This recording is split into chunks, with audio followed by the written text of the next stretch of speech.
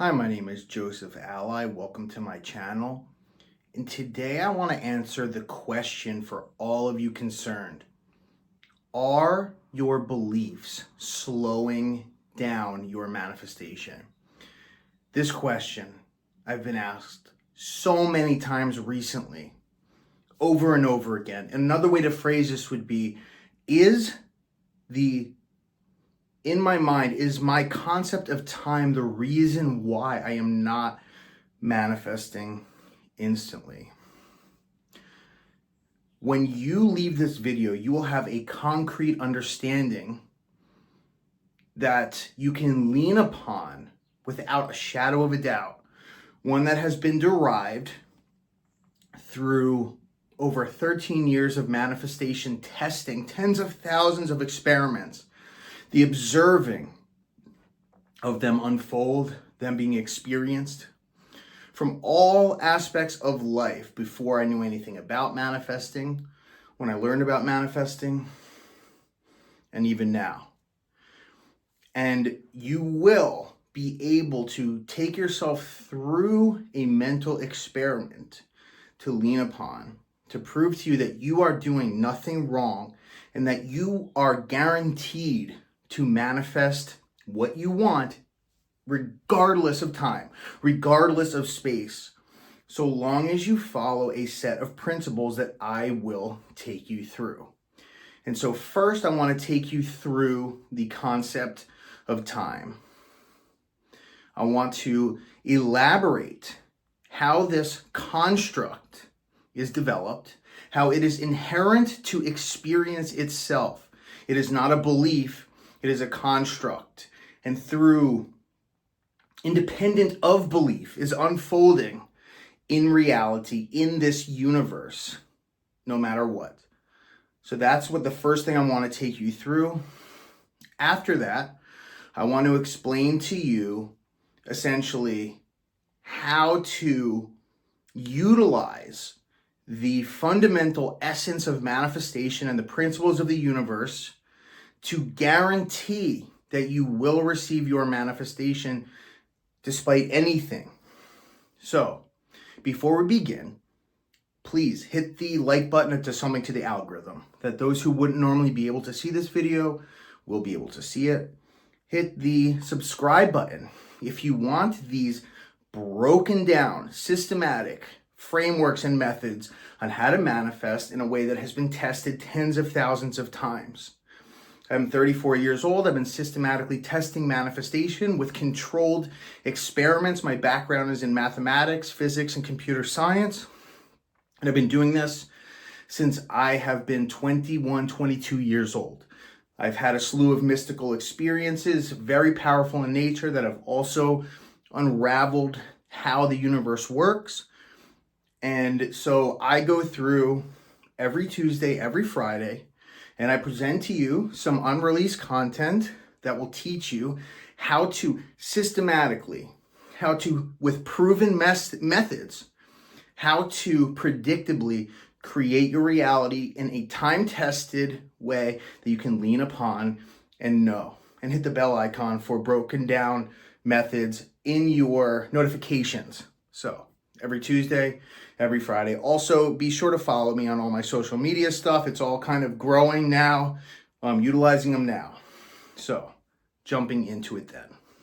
So the first aspect of this video is I want to take you through some thought experiments so that you can prove that time is not a function of belief, that time is independent of belief. And not only that, it is used not as a way to control reality. Time is a construct used to explain reality.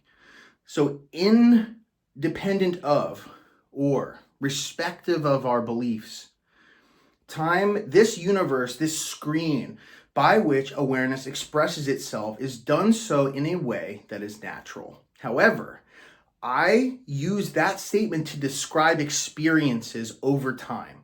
When I got into manifestation, when I was young, I believed wholeheartedly that all manifestations should be done in an instantaneous, miraculous way.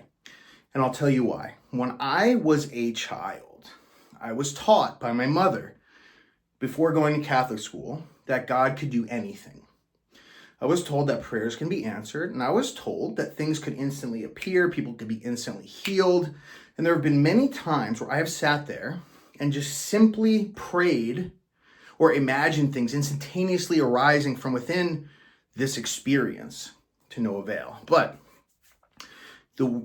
think back now to any child that you know, any infant that you know. When this infant first is born into this world, they are inherently free of all beliefs, all ideas, all concepts, all constructs for a long time, for years.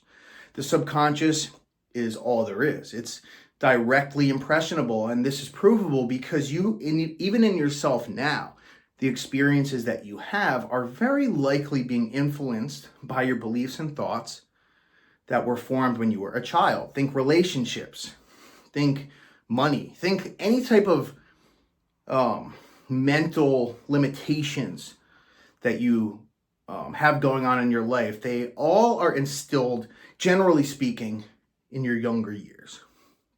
But there's a certain period in our life when we develop the concept of time within our experience per se.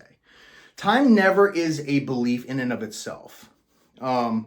You can add time to a belief, which I'll talk about, but ultimately speaking, there's an argument that is stated that I've heard people who are asking me to clarify the fundamental essence of manifesting.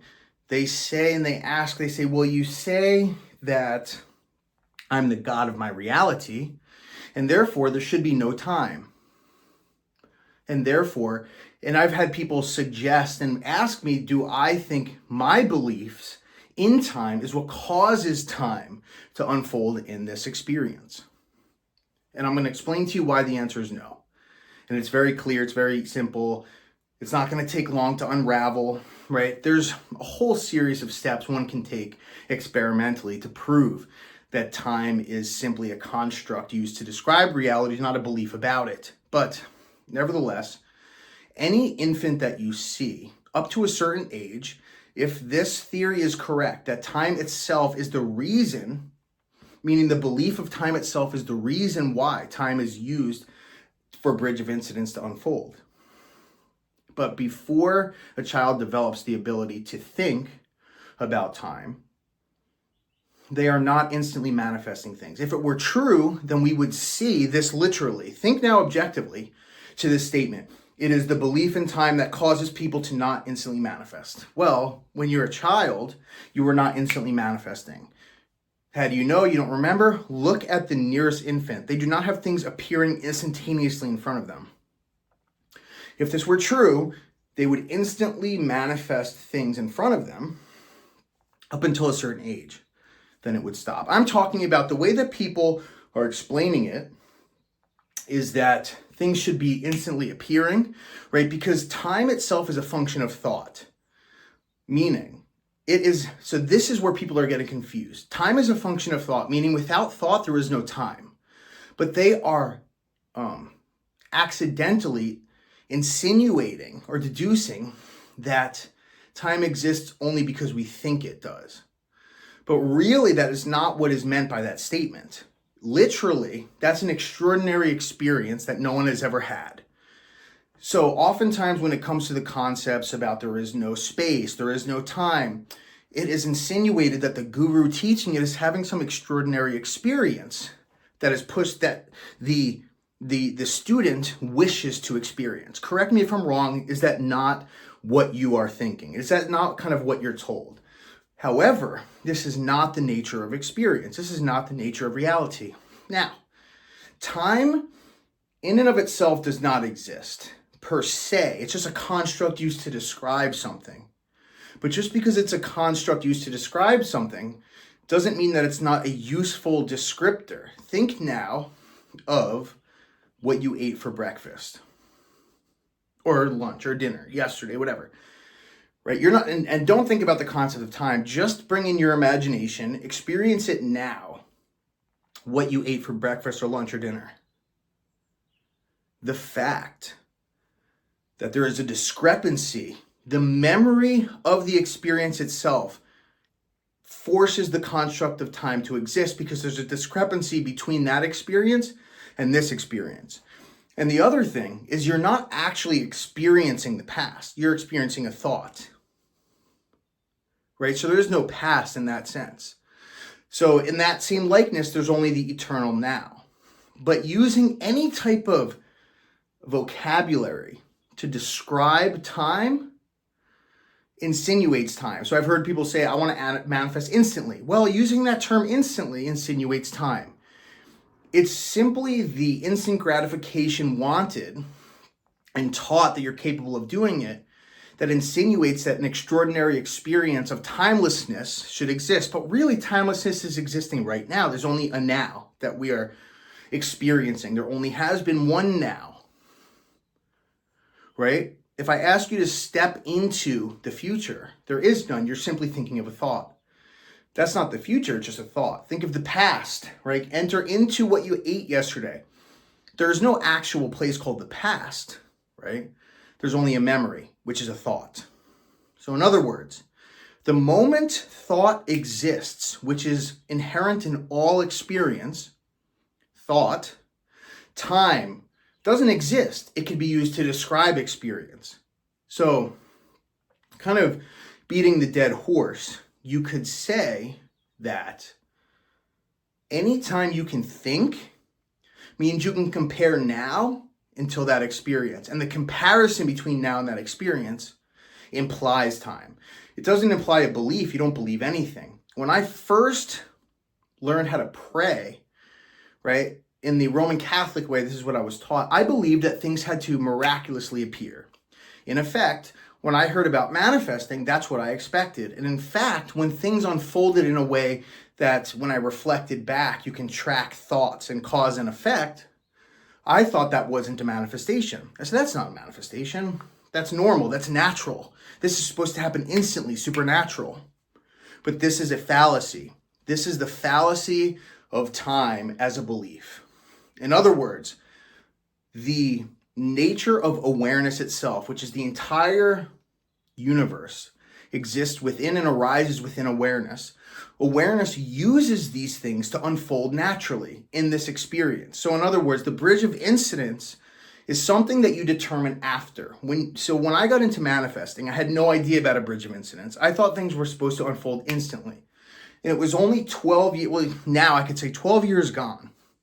When I go back to when I first was manifesting, or when I first was praying, really, I prayed before manifesting, but in a systematic way, a testing way where I would test it, do trial and error. It was quite obvious eventually that things had all happened, but they happened in a way in cause and effect, in time and space. The moment a thought arises, time is experienced. The moment my perception, meaning senses, exist, space exists. If you take away thought, there's no concept of time. If you take away space, meaning senses, if you take away senses or your vision, there's no sense of space. That doesn't mean they don't exist in essence related to the construct, right? The construct will always be used to describe experience, not to dictate it. So altogether, and I'll stop it at this, is your experience is not dictated by time and space. It is used to it's used to describe it. And that is two different things. I never believe in time. It's only after the fact, when I begin to track how manifestations unfold, that I realize time is still not a function. It's experience after experience. We use time as a construct to find the discrepancy of when experience A and experience B happened. And you might call it time. I may have no concept of time whatsoever. I just say event A, event B, right? So another way to prove this is simply ask anybody before you ever knew anything about manifesting, and go back to your earliest memories of creating some miraculous event that unfolded, and you can ask the person with whom it unfolded what they thought. in order to become that person. There will always be a cause and effect. We are in the world of cause and effect. We are in the world of thought and perception, which implies time and space. So it's not a belief. So test it. This is the best way to do this, is to test it, right? I've tested this. I think what happens is a lot of people assume that I haven't exhaustively analyzed every aspect of this. So I could say, I can't speak for anyone else. I could speak for myself. I have been logging my manifestations, and I'm talking about before I knew about Neville, I didn't know about Neville until years into my manifestation experience. And for those of you who don't know me well, the reason I got into manifestation was a life or death reason. All right, I wasn't messing around. It wasn't to get a specific person. It wasn't to get money. It was to literally save my life. So I had to make this work. And the way I did it was I put to the test, not even on purpose, I put to the test people like Abraham Hicks, Dr. Joe Dispenza, Dr. Joseph Murphy, then Neville Goddard, Napoleon Hill,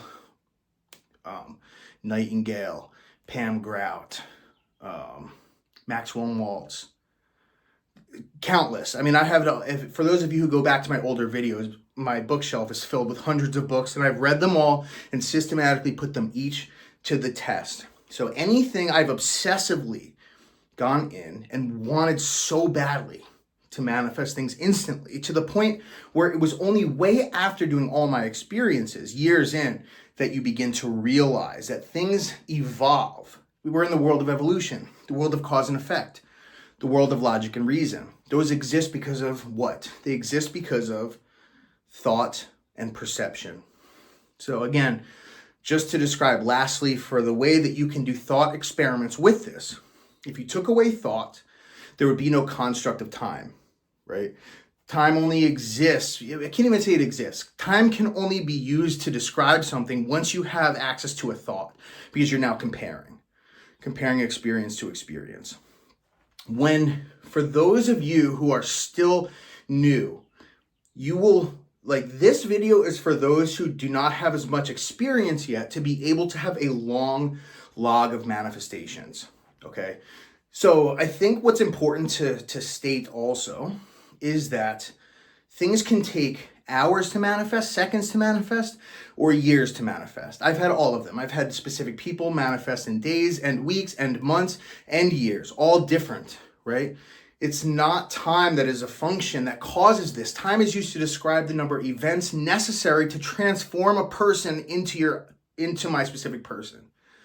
The further they are away from becoming the person I want, meaning in their mind, if they are completely averse to me, if they don't want me, if they hate me, they're generally speaking now, this part isn't generally speaking. Literally what has to happen is that person must then become this person.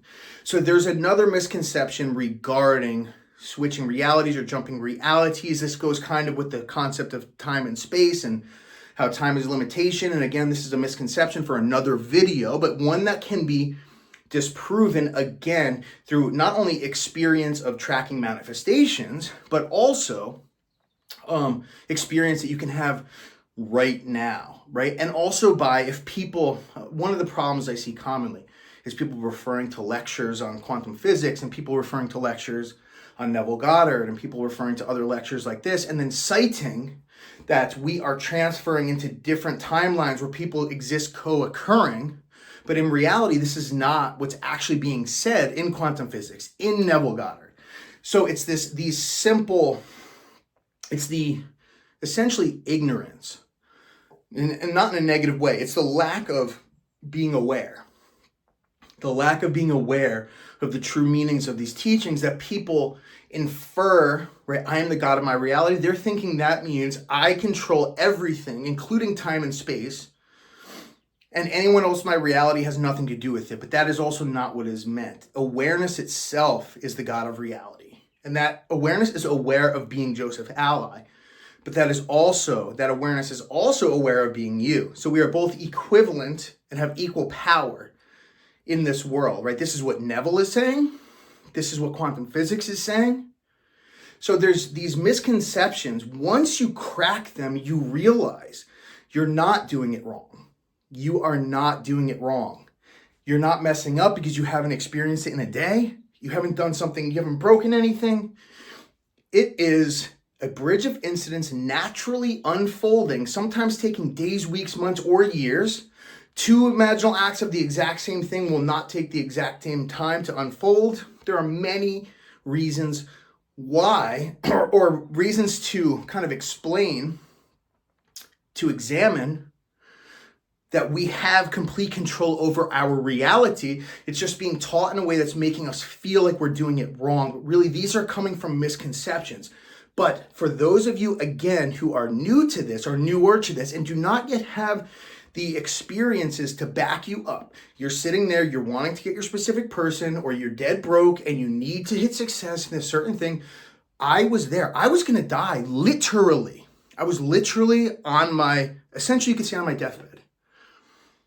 And I was there desperately attempting to manifest as fast as I could. This is the easier, softer way. It's only, so the paradox is when you begin to think I should be manifesting this instantly, you are actually adding time to your manifestation. You are using time now. Time is now not a function, it's now a belief. You have made time a belief, and now it will slow you down. But when you remove the concept of time and imagine something from the perspective of having it now, you bring there, here. Don't go there and then. Bring there, here, and then now in your experience, in your imagination, and this will manifest in the fastest way possible. So with that said, the simple way to do this with part 2 is essentially that.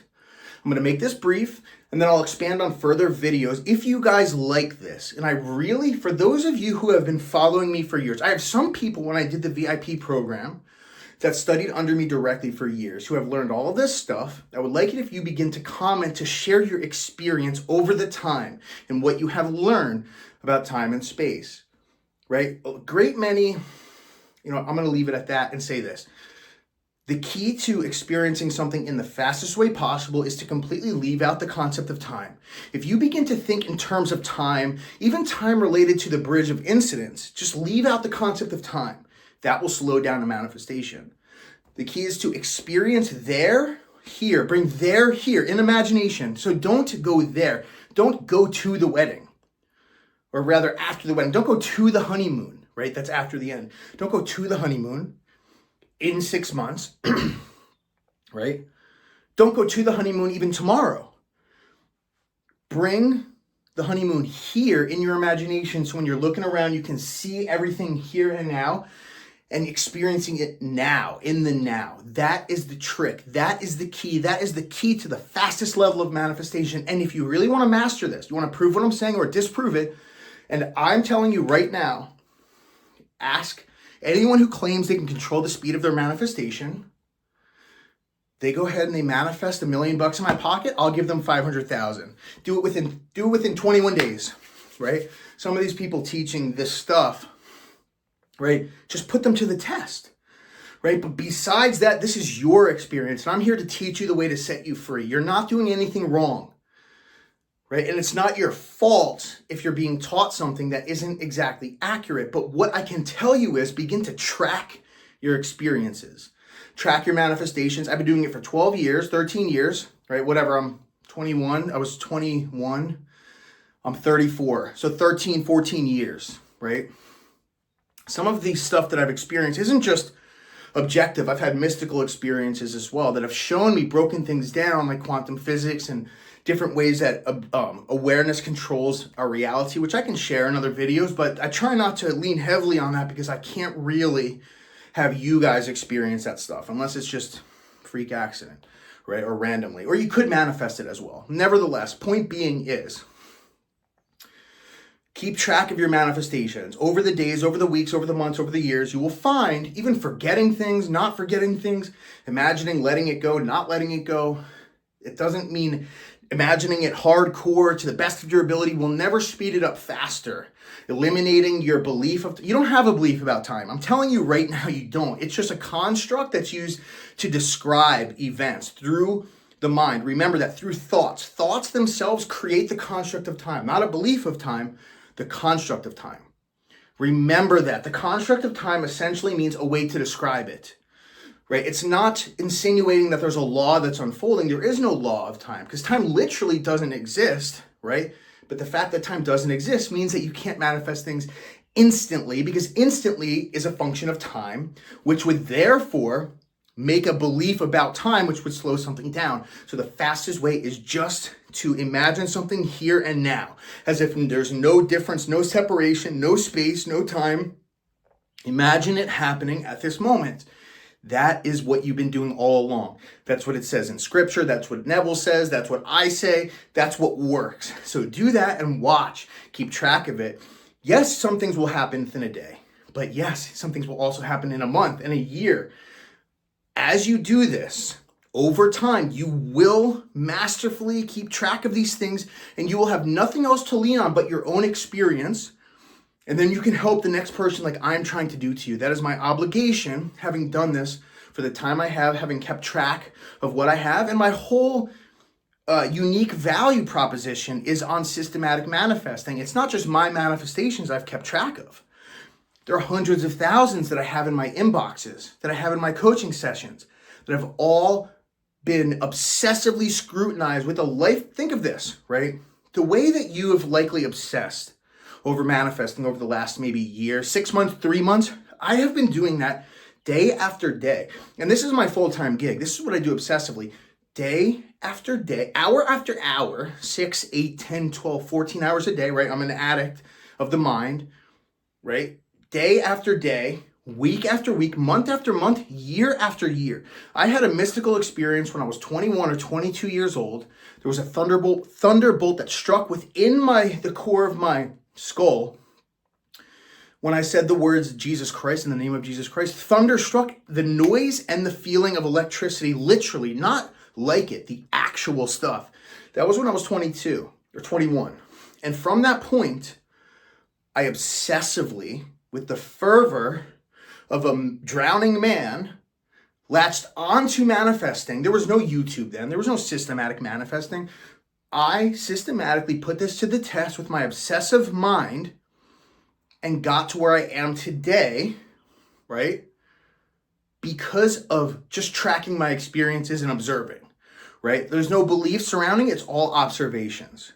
So anyway, I hope this was helpful for you. If it was, please hit the like button. Please subscribe and stay tuned for systematic, broken down manifestation techniques, ideas, concepts. If you like these topics on non-duality, the true origin and essence of manifestation, ensure that you subscribe, comment, and tell me you like this. I will make more. I haven't done a lot on it, but this is truly one of my passions, my obsession, is because this is really what's going to teach you how manifestation works. Other than that, if I only talk about techniques and experiences, it's only going to go so far. But once you learn the fundamental essence of manifestation that can be proven, not just talked about like some extraordinary experience of not experiencing time or something like this, right? Once you can prove that these things are true or false, you will blow yourself away with your power. So anyway, thank you so much for being here. Hit the bell icon. Stay tuned for next time. Thank you so much.